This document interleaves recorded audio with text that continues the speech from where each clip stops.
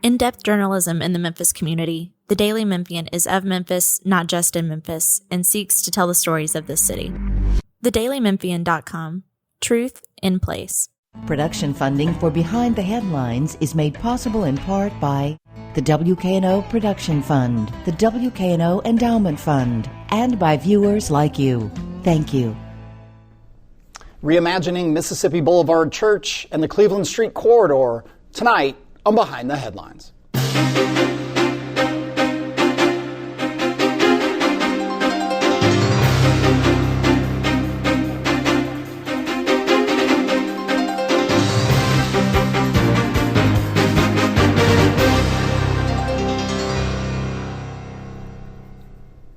I'm Eric Barnes with the Daily Memphian. Thanks for joining us.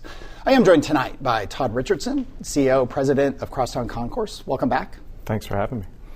Stephanie Sweet, Dr. Stephanie Sweet, is Associate VP with Meharry College and Memphis programs and the big expansion of Memphis programs here that we'll talk about. Thank you for being here. Thanks for having me. And J. Lawrence Turner is pastor of Mississippi Boulevard Christian Church, so thank you for being here. Thanks for having me. Along with Bill Dries, reporter with the Daily Memphian. So it's like a puzzle, how you all work together in this reimagining, as I said, and it's even more complicated than that. But what I wanted to do is just start with give a quick snapshot of a really very promising and cool and complicated set of things that are in motion in the medical district, Crosstown, Cleveland Street area, and the big entry of Meharry into Memphis. But I'll start with you, Pastor. Give us a quick snapshot of what's going on at Mississippi Boulevard Church, and then we'll dig deeper into it. Well, since 1992, we've been in the Midtown community, assuming the property formerly owned by Bellevue Baptist Church. And about 6 years ago, we began having internal conversations about what it would look like to reimagine that property to be more than just used for worship and religious purposes, but to create a sense of place in the community. And so we developed a master plan that now encompasses about 600,000 square feet of residential as well as retail, restaurant, but also will serve educational purposes and even lodging while maintaining our presence as a congregation in that Madison Heights community. And so it's an exciting vision that we believe will help to bring life and economic development to the city of Memphis. And we'll go, like I said, way more into the parts and pieces of that. We've got some renderings and maps that kind of show it. But let me bring in Stephanie. Meharry had some partnerships here. Meharry, based out of Nashville, historically black medical college with a lot of other programs. It was a big part of your mission. One of the biggest, if not one of the biggest, predominantly black medical colleges in the country, if I'm saying that right. Yeah. Your entry into Memphis involves what in this new, bigger way? Well, three things. We are trying to be in community with the neighbors that we have come into communion with. However, because of what we do as a medical college, we're also trying to train our medical students and residents, as well as trying to make sure that we are putting everything in place for them to be able to become a part of the workforce, physician workforce that is needed here in Memphis. And you've also bought, I think it was in April or earlier in the year, Meharry bought 4 clinics, the Sanitas clinics that were here. Yeah, so that's also an entry point that people maybe have seen some signage around Midtown. Correct, yes. We have them in 4 locations, Wolf Chase, Germantown, Whitehaven, as well as near the concourse. Right, okay. And Todd, your role in this is partly Crosstown, but also the Cleveland Street Corridor and the TIF. Why don't you give that one's super complicated, but give a quick snapshot of what we talk about when we talk about the Cleveland Street Corridor and the TIF itself. Absolutely. So part of the mission of Crosstown Concourse is not just about the building. It's about making sure that the momentum of Concourse reverberates into the neighborhood. So these days, we're now in our 9th year of operation, if you can believe that. And so a lot of my time is spent on developments in the neighborhood and making sure that happens. And so Cleveland Street, we kind of consider Crosstown Concourse the anchor of the northern side and Mississippi Boulevard anchor of the southern side. And so about 6 years ago, we started working together on the Cleveland Street Corridor TIF district, which was just passed this past spring. Yeah, and people, TIF districts, before I go to Bill, university area, TIF district, and everything you see on Highland was part, there's this tax incentives that we'll dig into that really spurred a lot of that redevelopment that people see up and down in the streetscape and so on, up and down. A fair comparison? Exactly. It's a targeted reinvestment of tax dollars into the area that creates the value. Okay, let me bring in Bill.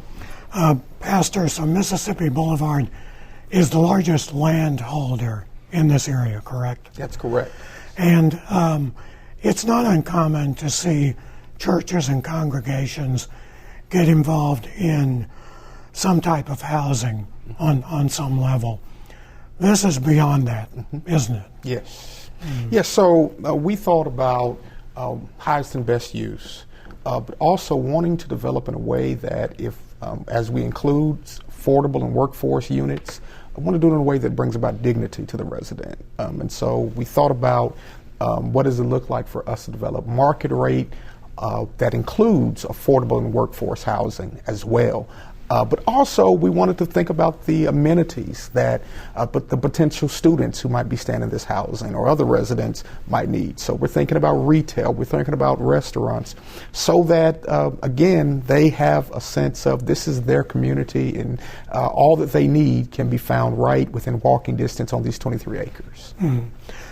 Dr. Sweet, Meharry has a substantial alumni base here, too. Yes. What was that? Past the structure of this and how it works, was that also a part of the consideration? Absolutely. There have been local private practices even where the physicians or even dentist offices were allowing the students to come in and receive training for their clinical years. So that definitely was a big pull for us to want to come in and participate in the training of our students here in Memphis. All right. And has Meharry done ventures outside of Nashville before? This is the first where we're establishing a larger presence. This would be the very first. And the healthcare industry is such a driver in the economy here. But also, we have this kind of other side of the coin here, where we have so many people who need healthcare and whose first consideration is it going to be affordable? Correct. So I would imagine Meharry's role plays into both of those, right? Correct. Yes, we have our legacy has been in taking care of people who are underserved or have less access to care, and that is not going to change here. We want to make sure that we're going into communities where people have less opportunities, such as in the Whitehaven area as well as in the General Medical District. But we are going to remain true to our legacy here, but we're also going to expand on that model as well. Right. Todd, through the history of Crosstown Concourse being up and running, what have you learned that has lent itself to this ambitious next step for the entire area? Probably, at Crosstown, it's such a diverse community. You've got healthcare, just Church Health, St. Jude, and Methodist, to name a few. You've got education, a public charter high school there, the arts, Crosstown Arts as well, and then you've got kind of everything you'd want around an old town square. Some restaurants and a grocery and a pharmacy and nail salon and coffee and those kinds of things. And so that mix is really the magic. And also the tenants that are there. The diversity of their population ensures that the demographics of the people at Crosstown pretty closely mirror the demographics of Memphis.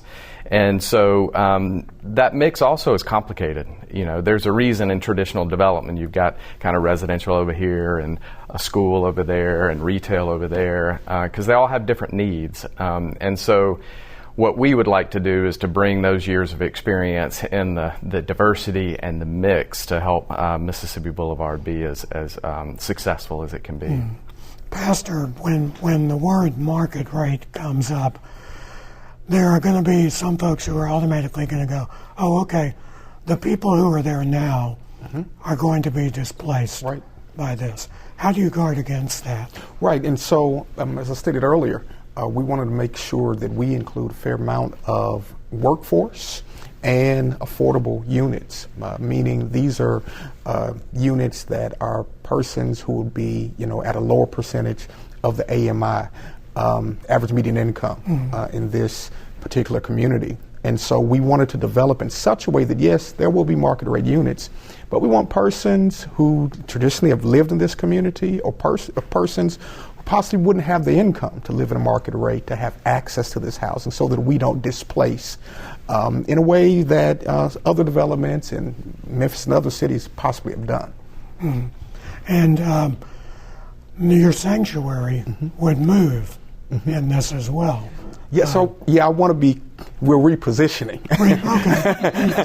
I don't want anybody to think that we're moving out of this community. No. It's meant so much to our congregation, and it's meant a lot to faith communities that have existed traditionally in that Madison Heights community. And so we are committed to continuing to be an anchor in that community, but we are moving and repositioning our worship space and ministry spaces from the Bellevue frontage to Poplar Avenue. And we've got some renderings and kind of a map to orient people of that. One, just the sheer scope and the scale of what you all are envisioning, and it, rather than us trying to, people can kind of see Jefferson Avenue there. They can see, pointing down is to the north, and these are some ideas of where things are going. This is not totally set yet, but these are the kinds of things. If people have driven down Jefferson or been in that area, a lot of it is vacant land. It's parking lots, right? So there could be some tearing down and moving of buildings. A lot of it is just developing what is now kind of empty space. Yeah, that's correct. Yeah, some buildings that are existing that we own, some of them will be demolished, but most of this is like flat area, parking lots. Well, there's a thing, tearing down a church. How do you do that?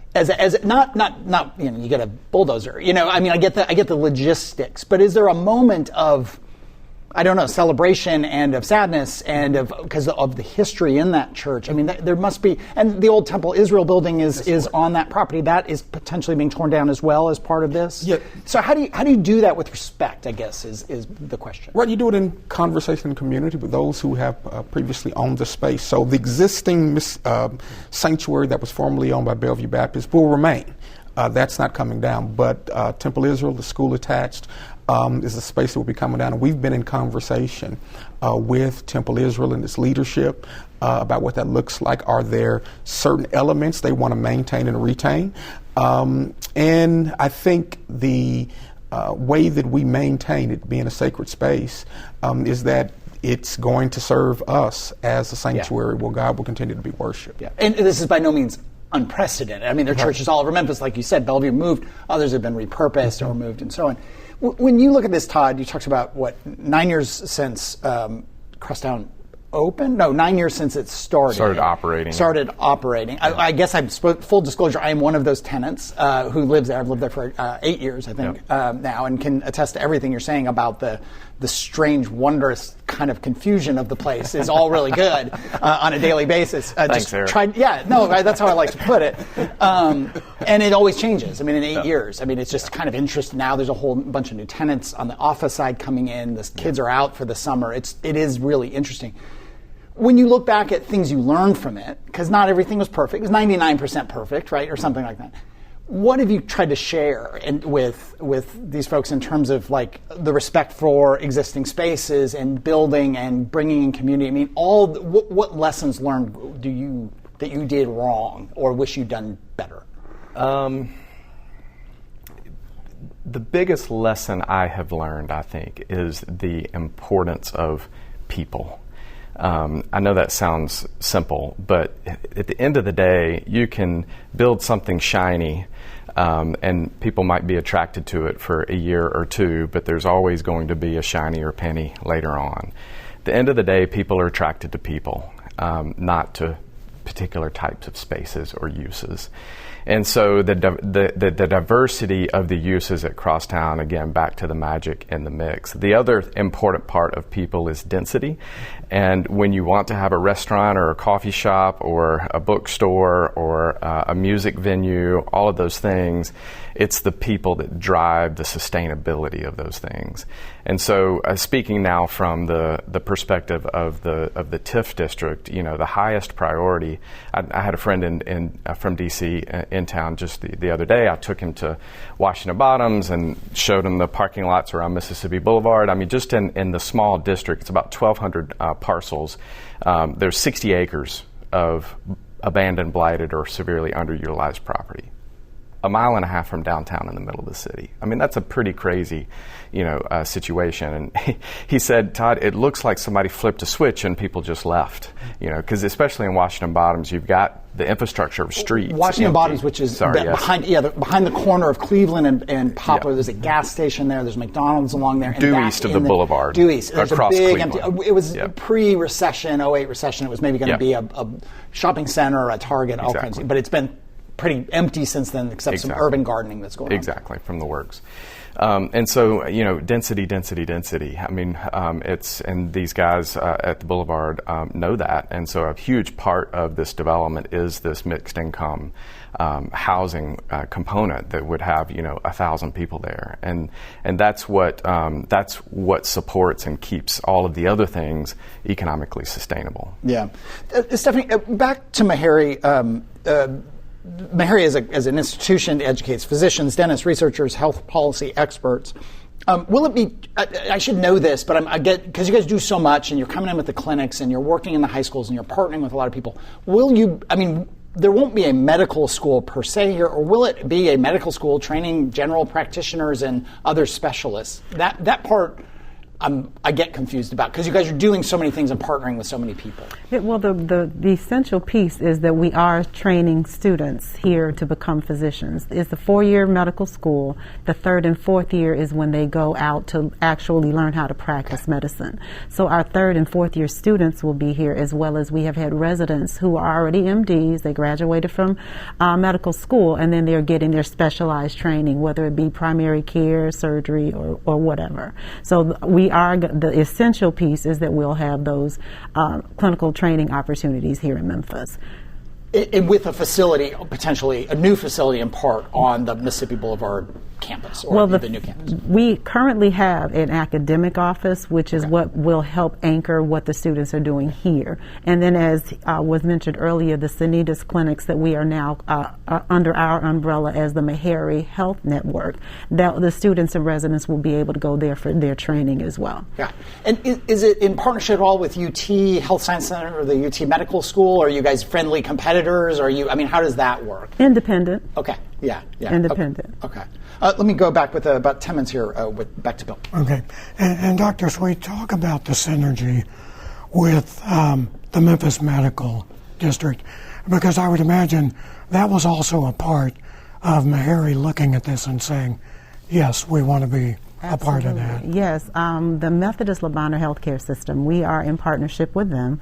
Michael Uwicki and his team have been very helpful in allowing our students and residents to get a lot of their training there.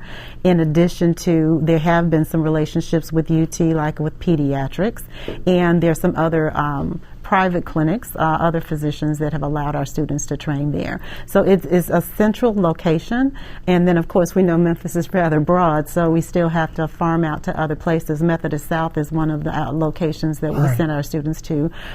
Church Health also receives some of our students, and then Christ Community. So the partnerships are diverse because there are 6 disciplines that the students must complete in order to graduate from medical school. So one location can't house everything. In the training of medical professionals, how important is it to be able to practice, to learn in a city that has the kind of needs that Memphis does? Well, one of the things that's very complimentary is the fact that we do similar health care in Nashville. Yes. And with some of the locations that I mentioned, there's a lot of similarities there. So currently the students come to Memphis, but they also return to Nashville for the training. So it's a synergistic kind of relationship for their educational experiences. But when they're here, it's not as challenging for them to get into those processes in this location. So we appreciate that there's a lot that comes together for them when they come to Memphis. It's not a foreign opportunity for them, per se. Yes. Let's talk a little bit about Cleveland Street itself. I don't quite know how to say this, so I'm just going to be blunt about it. Cleveland is jacked up. Someone who looks out at it from his apartment, I would concur with that description, Yes. Bill. That is fair. So It's tame. yes. Better you say it than me. What's going to happen with Cleveland?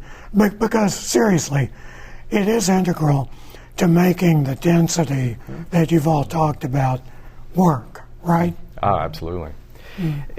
I'll jump in there. It's a very unique situation because you've got Methodist Le Bonheur Healthcare, Southern College of Optometry, Mississippi Boulevard, Viet-Hoa Market, Catholic Charities, Kroger, High-Tone, Crosstown. You've got all these amazing stakeholders, within this kind of not even a half-mile stretch, of Cleveland. And yet, to your point, a lot of Memphians just try to avoid it. The Poplar Cleveland bus interchange is the most used bus interchange in the city, and yet when you're driving, you just kind of hope that light stays green, and you drive on through going to downtown or out east. And so with the TIF dollars now that just got approved over the course of next 30 years, that funding can be used. I mean, basic things. You think again, South Highland, streetscape. There's no trees on Cleveland, right? Crosswalks, more sufficient lighting, syncing up the traffic signals. It can take you 15 minutes to get from Crosstown to Central Avenue. And then the public infrastructure, the utilities, everything, and kind of back to what I was saying earlier. A lot of times for development there at Crosstown, we were responsible for close to $20 million in public infrastructure upgrades to convert a warehouse into a little city. And so that's going to happen, with the Boulevard or Washington Bottoms or other developments. And so these funds can be used for those public infrastructure upgrades. And so it helps incentivize developers take a second look at areas where they wouldn't have otherwise. So that's the hope. And again, back to South Highland, that is a good model to look at in terms of the lighting and streetscape and sidewalks and storefront enhancements and all of those things. Right. Before MATA kind of had its crisis, the plan was for Cleveland to be a north-south corridor for major bus service. That's on hold right now. That's right. But Pastor, talk a little bit about what a working public transportation system could mean for the kind of density that you're going to be involved in and the kind of development diversity. Yeah, it really speaks about the viability and accessibility of the place, right? You want people to be able to, we have the idea of living, working, playing all in the same area, but also realizing that this community, this pocket community of sets that we're building, is part of a broader city, and we want people to be able to access public transportation to move about. And so it's critically important to this being a viable community, but also for it being accessible to people who definitely find life where they live, but also live in a much broader city that has so much to offer.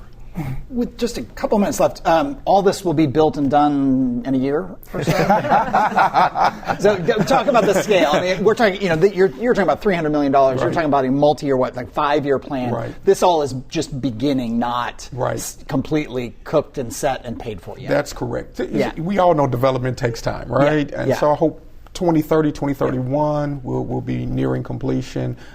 next steps for us about an RFQ for principal developer, and then moving forward to the pre-development and going from there. Yeah, and your plan is not to just outright sell it and say, "Hey, good luck," but to remain a partner, retain some ownership in the land or the development. Yeah, just as you've said, we're going to retain ownership, and we're going to find with each parcel what's going to be the right model for it. Similar question for you, Todd. I mean, TIFs take time for the money to build up. You know that's redirected. So what are the reasonable expectations for people seeing changes on the Cleveland corridor that we just talked about? Yeah, I always say people are going to have a lot of fun with the TIF funds when I retire. It's a long game for sure. It'll take time for that increment to build up, and so it'll be 5 years. It's a projection over 30 years, $120 million. So it's significant, but it'll take 5 years before anything builds up that's significant that can be used. And we should also say, because you and I do live there, and we're talking very, being harsh about Cleveland itself, but all these thriving businesses, also really great neighborhoods all around that area. Yeah, and absolutely. So it is this oddity of urban development that there's so many great things, a great church, all this great stuff around there, and yet that streetscape is so it's bad. jacked up. It's jacked up. Very briefly, Dr. Sweet, a year from now, 2 years from now, what will people see more of in terms of Meharry in Memphis? Well, they'll see more of the accessibility to our health network, but also more of our students and residents here. Our big plan is to expand the student complement and resident training so that upon completion, we hope to be a part of the physician workforce that is needed here. And your goal for the number of physicians, right now about how many physicians from Meharry are trained in Memphis, and 5 years from now it could be what number? Currently we have about 10 to 12 students that are coming through here, and we have 3 residents that are here, but we're hopeful that within 3 to 5 years we will have 25 to 35 students here on a full-time basis, as well as having a complement of residents for the different specialties. That's still under development. Pastor J. Lawrence Turner from Mississippi Boulevard Church. Describe the scale and scope of this is big. You envision a $300 million plus investment. It's 23 acres, apartments, retail, changes, a new sanctuary, I believe, and all of that. What did I miss, and why now? I think you caught everything except the educational component. Yeah. Well, and why now for us as a congregation is a stewardship proposition, right? How do we use what God has given us for the benefit of our community and for the furtherance of our mission as a congregation? And so repositioning our church on Poplar Avenue and then doing a mixed use development and the residential being mixed income seems to be the best thing for us in this season. And one of the organizations that is, I think, committed to be part of this and has been expanding its presence in Memphis and otherwise is Meharry College, the historically black medical school based out in Nashville. You've had a presence here before, but now you've got 4 new clinics. You're trying to expand your teaching, your reach, and all that. And so I'll bring in Dr. Stephanie Sweet. She's Associate VP of Meharry Medical College, working on the Memphis programs. Correct. Complicated title. Talk about the vision for Meharry as you expand your footprint here. Well, our vision is to make sure that we are becoming in community with our neighbors here in Memphis. We are grateful to be mission-driven, just as Pastor Turner is, so it was a good fit for us. We are trying to make sure that our students and residents are expanding the numbers here for their clinical training, as well as hoping at the completion of their training that they will become a part of the Memphis physician workforce. Let me bring in Bill Dries from the Daily Memphian. Pastor, it occurs to me, being the largest landowner in this corridor area, Mississippi Boulevard could very well just sell the land or could hire a leasing agent to lease the land. But you didn't want to do that because you still want to have some control over the various parts of this, which is integral to trying to mix market rate housing with workforce housing, affordable housing. Right? That's correct. Key thing is we want to maintain our presence there, but also we believe our input will be vital to any developer who we partner with to move this forward, so that we do so based upon our mission-driven values. And so we just didn't want to sell and flee. We wanted to remain right in the community and have some say in the shaping of this community. All right. We're also joined by Todd Richardson with Crosstown Concourse, who is here, and Crosstown Concourse is on the north end of this development district.